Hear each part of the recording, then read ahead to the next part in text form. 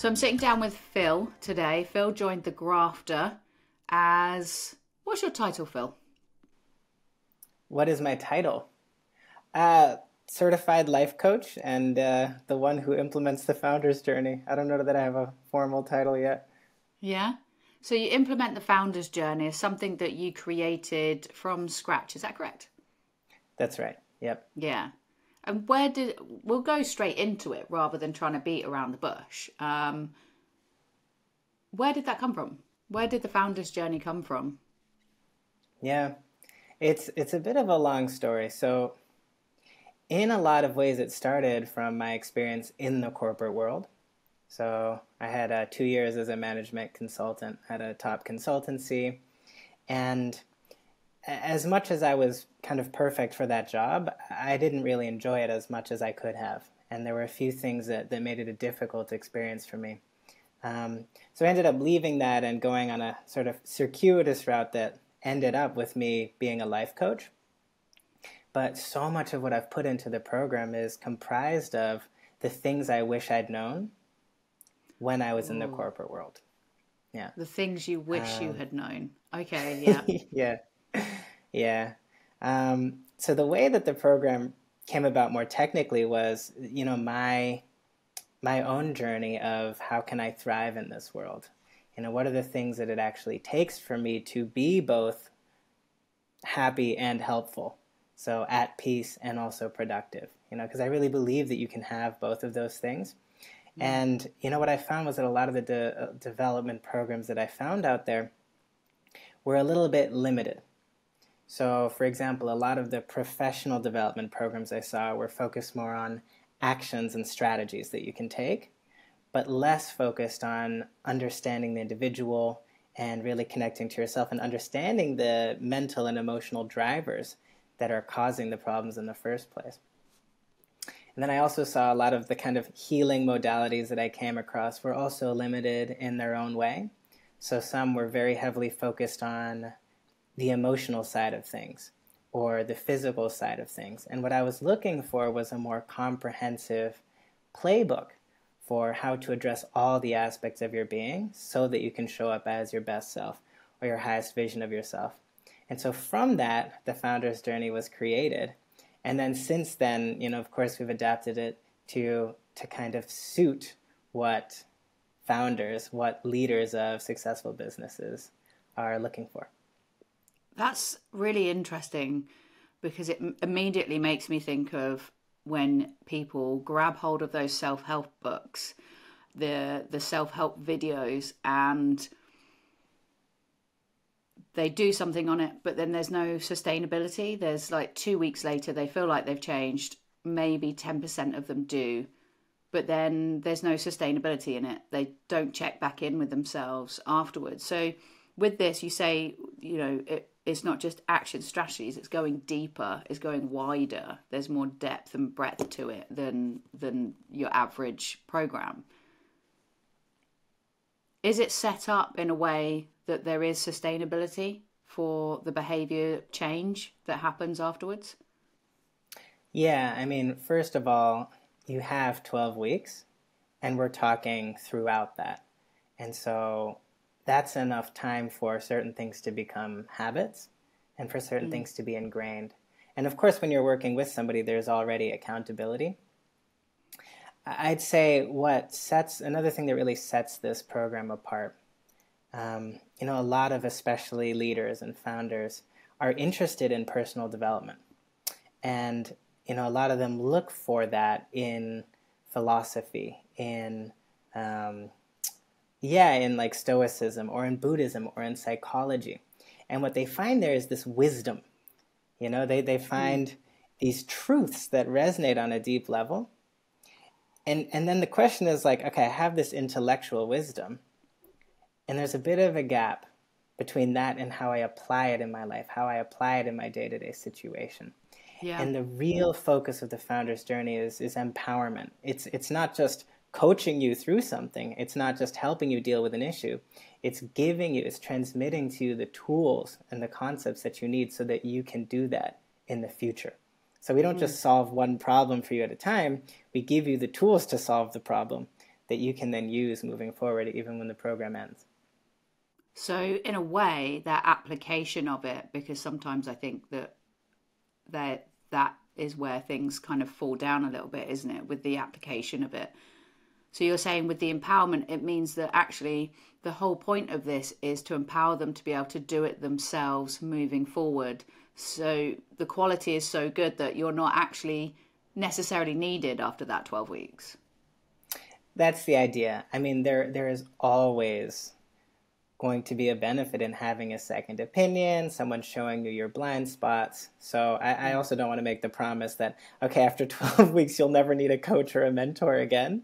Yeah.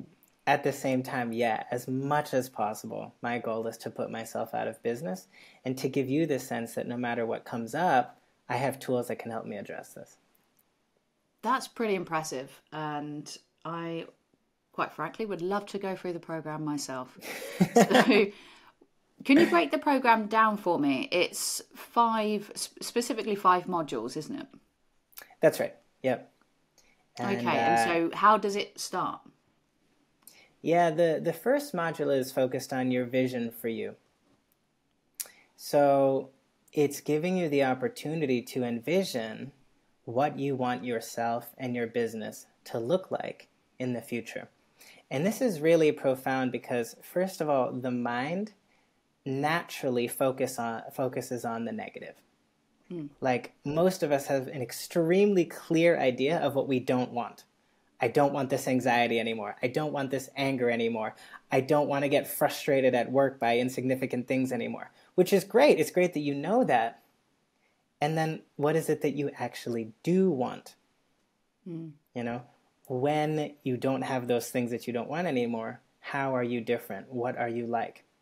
And so whatever you're focusing on, you'll create more of. And so just by having a clear, visceral image, vision that touches you here, that inspires and motivates you, that's already a huge step.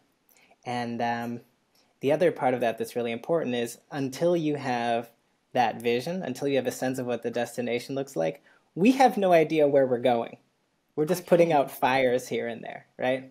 And so once you have an idea of where you're going, what the destination looks like, it puts where you are into such stark perspective.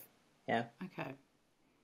And so does that inform the rest of the modules because of the fact that once you have that, everything else, you basically utilize those other modules to bring that to life? Exactly. Yeah. Wow. Yeah, I definitely think I need to get on this program. So if we kind of look at the experience that you have, so this is all born from your experience being in business, consulting, in the consulting world, is that correct? Yep. So your experience in the consulting world, what you didn't really have to connect all the dots, from that moment to this moment, what kind of journey have you been on to educate yourself to be able to bring this to life? So yeah, what's happened since my time as a consultant that's allowed me to be here administering the Founder's Journey. So when I left, so what bit, isn't it? So what? So what about you? Why should I follow you? You know, like, why should I follow you? What do you know about business and consulting? What do you know about my world? Right. So the truth is that if you're looking for a typical business coach, this is not what this program is about, and that's not what the intention of this program is. So if you're looking for, traditional leadership techniques, traditional ways of motivating a team, there are resources out there, there are books out there. The intention of this program is to go deeper than that and to give you those core inner skills that lead to the transformation in your business. So what I'm talking about there is the ability to manage your mind, the ability to regulate your emotional state, the ability to regulate your nervous system. These are the things that are so often overlooked in the business conversation, but they make such a big difference to the way you show up and the results that you create. And so what I bring with me is, first of all, I'm a certified life coach. So I've been trained for a year on how to show people their minds and how to give them practical tools to develop mindsets that serve them best. Yeah. In terms of emotional regulation, I've been trained in a method called the Sedona method, which is all about welcoming and letting go of feelings. And I've also spent 2 years on this quite remote and very experimental island where I've been able to develop these skills that are not so common. So when you talk about managing emotions, for example, not many people out there are going to teach you how to actually feel the energy of the emotion. You know, somebody manage your emotions by going on a run. Manage your emotions by screaming into a pillow. And what I say is, manage your emotions by first of all understanding what an emotion is. It's energy in your body. And then understanding how you actually tune into that emotion. How you can actually feel that energy in your body. And it's not a common skill, but when you have that skill, it means that you're able to respond to these very common, very ordinary situations in an extraordinary way. You get to be the person who, you know, when things hit the fan, you know, when things get challenging, people look at you and they're like, how are you like this? How are you dealing with this situation with such grace and poise? That's what this is really about. I feel like, does that lead into the next module of awareness and being aware of your emotions? Yeah. Yeah. And So the awareness is really, oh, go ahead. No, go ahead. Yeah. Speak.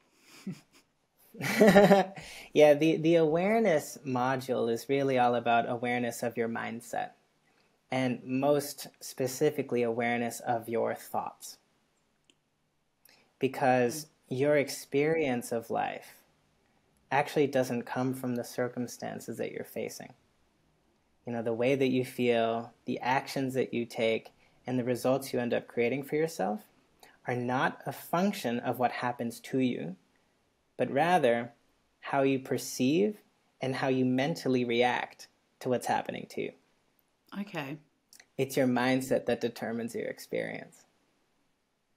I feel like I've seen that on a card somewhere before, something about is how you actually perceive it rather than, yeah. Okay. And so that brings in that, so you have your vision of where you want to go, your North Star, your map, and then you bring in that awareness to understand.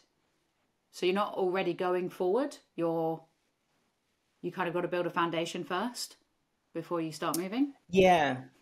Yeah, a really good way to think of it is, okay, I know where I want to be. Now let's figure out where I am. Okay. And so it's about creating the awareness of your thoughts to such an extent that you can see exactly how your thoughts and your mindset is creating the reality that you're in and that you're experiencing. Giving you that understanding of how you're creating where you are.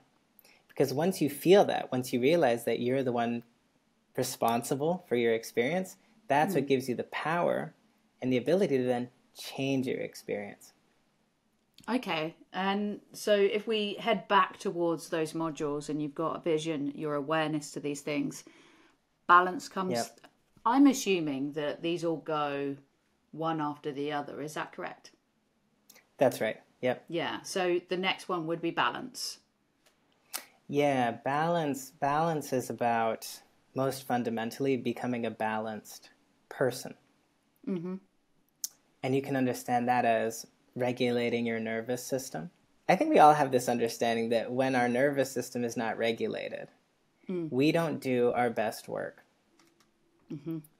And when you have a way of recognizing, whoa, I am not in my, most rational mind here, and having the ability to then come back into a place of calm, level-headedness, that's when you start to own your ability to do your best work more consistently. Okay. And with that, because what I've got coming into my mind is you've got these business builders, the founders, the CEOs, the entrepreneurs who surely they've started with a vision already.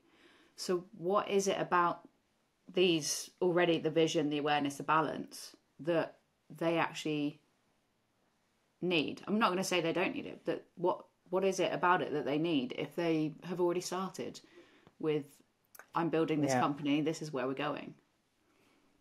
Yeah, there's a big difference between your vision for the business and your vision for yourself. Right. Okay. And And that so needs to be you broken may, down. yeah, you may know exactly where you want your business to go.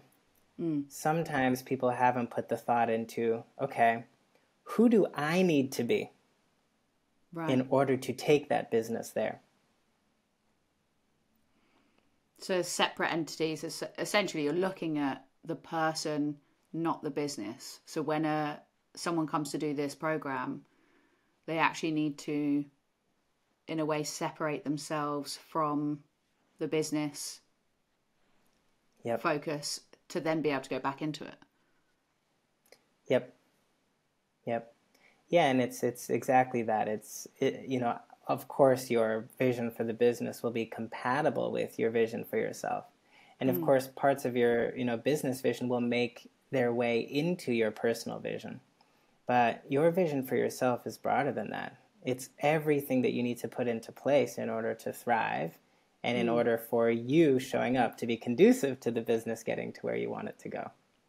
Yeah, and which leads me to that gentleness, because I find with the services that the grafter offers, which is the growth and scale 8-figure exit, especially, is when you're selling your business and that after bit. Mm-hmm. I feel like potentially people aren't able to be gentle on themselves. Is that actually something that is an external thing that's been built up, where the hard graft, the hustle, the you like be hard on yourself, work until it happens?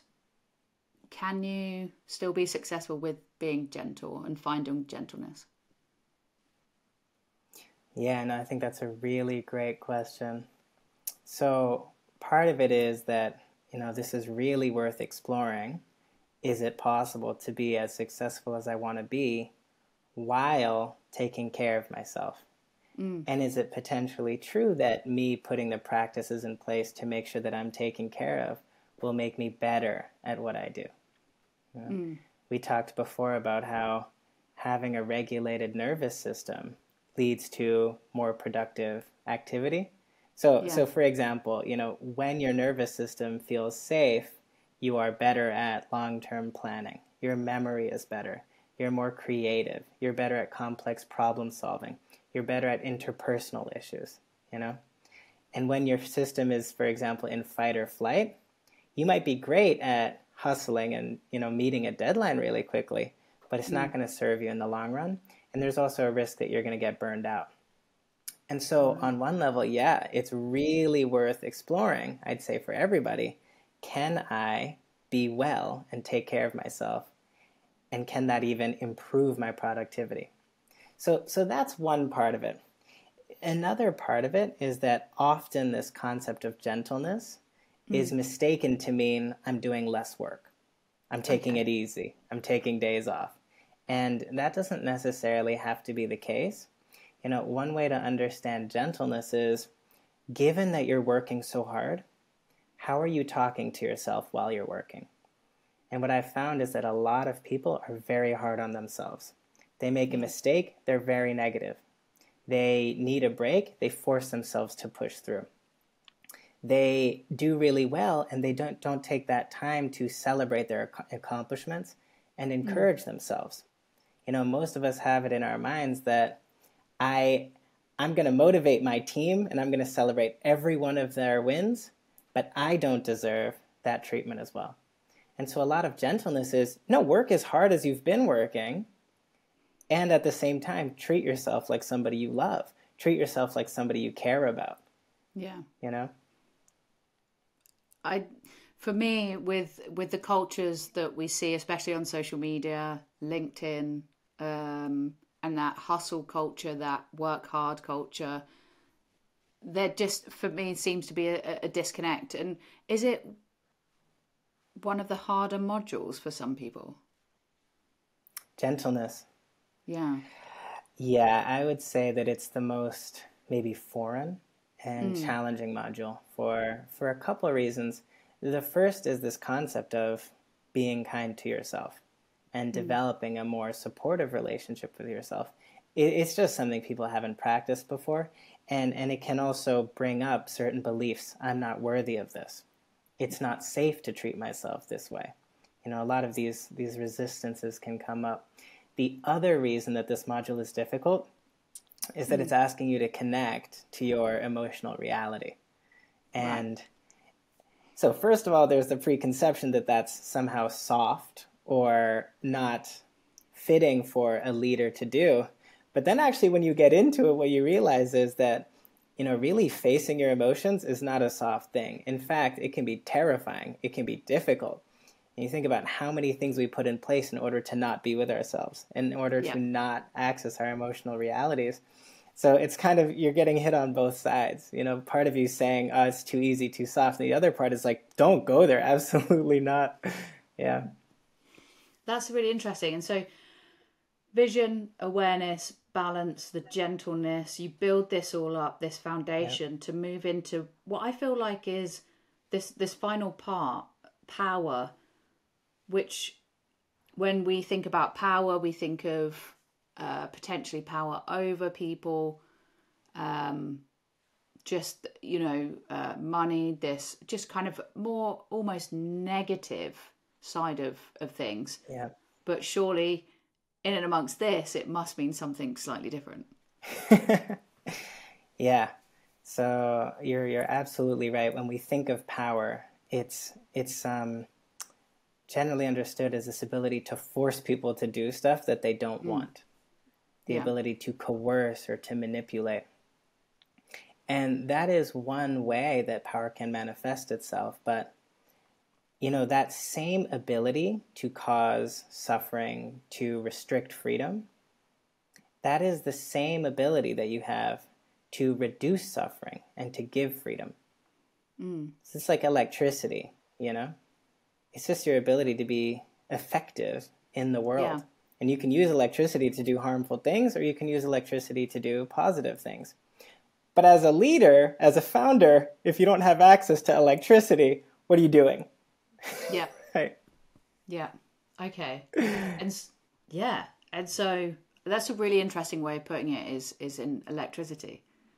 It's used for good and it's used for bad. So can it be a little bit confronting for some people if they, whether they realize it or not, they've been using power in a different, maybe slightly toxic way?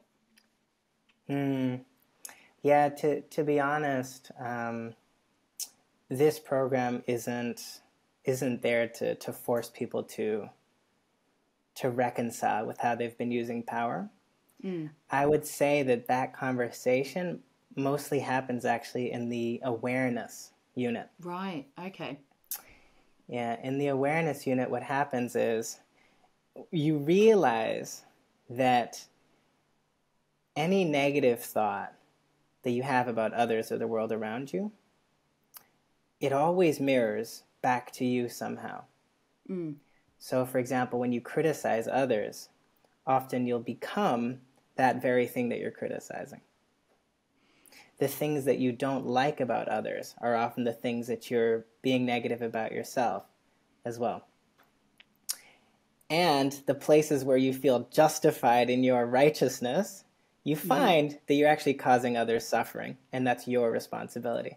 So that's where you start to realize, wow, okay, this might be a place where I'm abusing my power.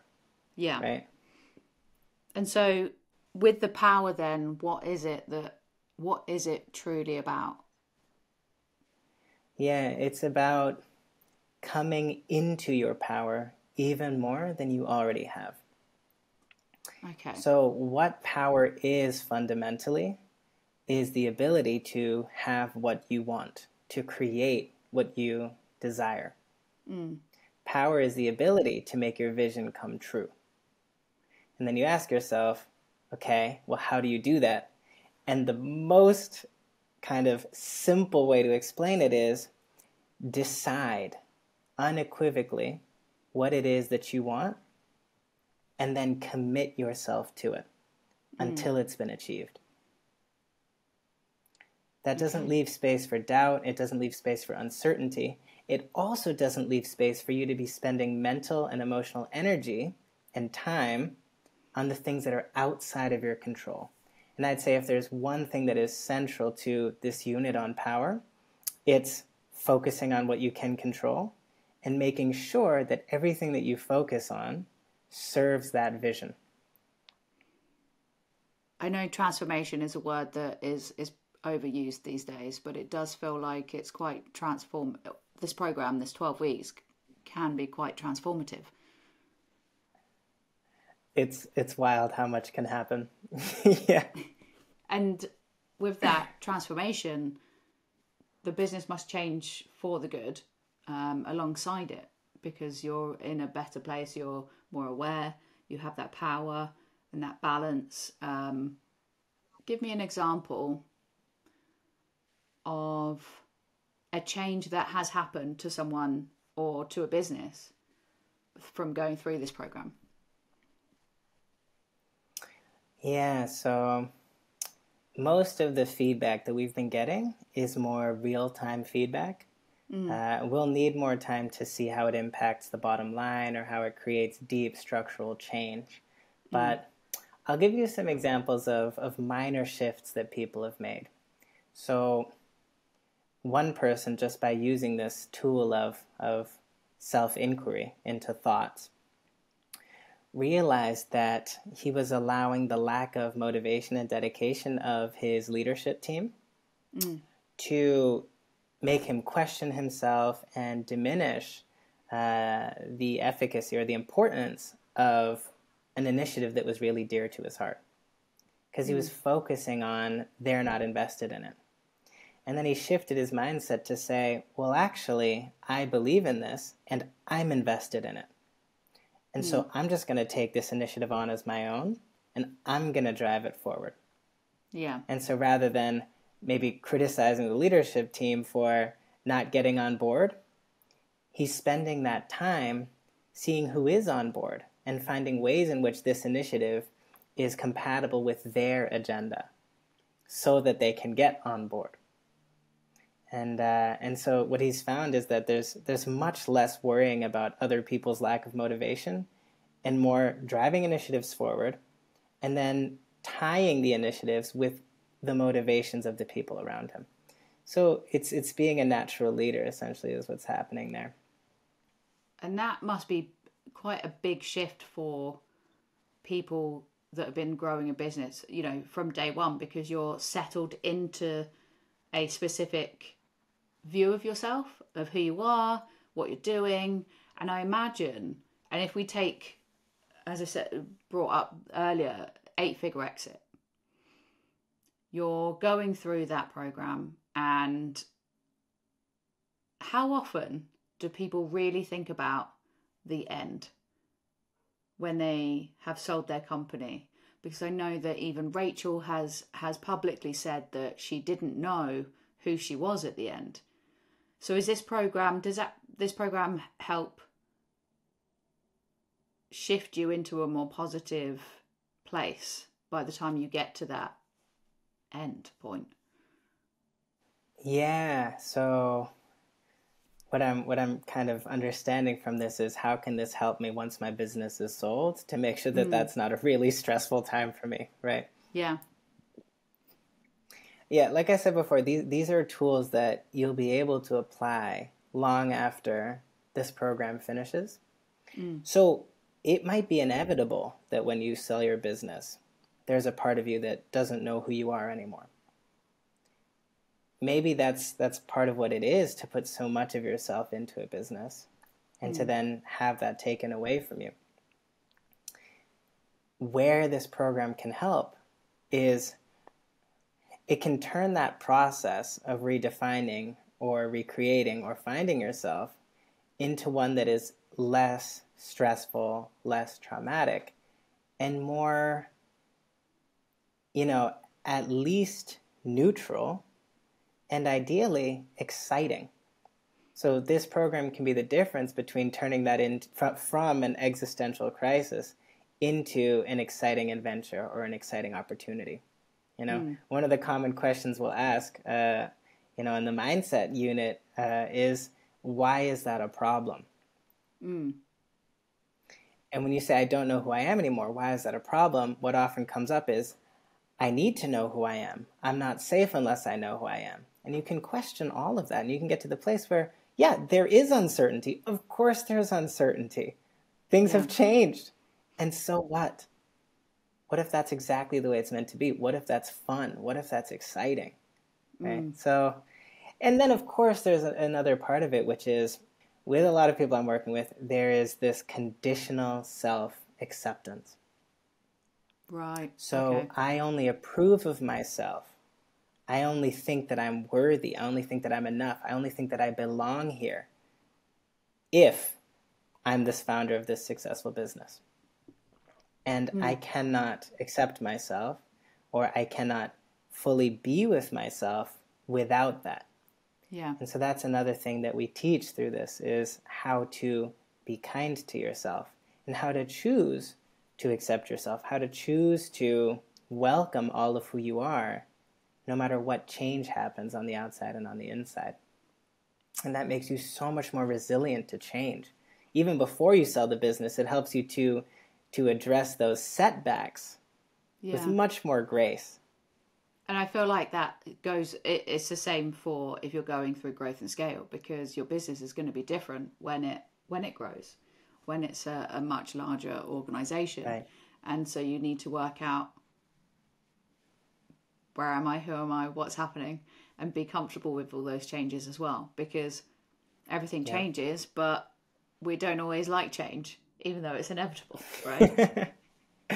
Right. And I think so often people don't have the recognition that liking change and not liking change, it's not a static thing. You can become somebody who likes change more. You can become somebody who thrives in change more. It's going to be really interesting to actually talk to some of the people that go through this program and see firsthand their experience and what it's done for them. Is it more difficult? You may want to answer this or not, but is it more difficult putting someone through this program that is a founder, because we see these characters, CEOs, founders, entrepreneurs, a certain way. We see these characters are very kind of loud and, well, mostly loud, outgoing, and again, going back to that hustle, they're always going, and maybe in some ways potentially aggressive. Certain descriptors for how these people are kind of viewed in society. Is it harder to put them through the program, or is it actually easier because it's easier to find their things, their vision? Yeah, I would say actually that I have actually really loved working with the founders I've worked with already. And as much as there is this perception that founders are less self-aware, more maybe more masculine, what I've found is that, if you're coming to the grafter, if you're seeking help for change in your business, there's something that you want to change or you need to change. And I don't think that you get to where you are, building a successful business, without a certain level of humility and willingness to reach out for support. So in a lot of ways, it's been easy to work with founders because there is that, I know things need to change, and I know that changing things, it's not just for myself. This is a big deal. And there's also the benefit that these are extremely capable people who know what it is to commit to something and to see it through. Yeah. And there's a little bit of kind of selling to do in the beginning to say, do the work because it's going to make a difference. But once they're bought in, there's a real commitment to the process, and I really admire that.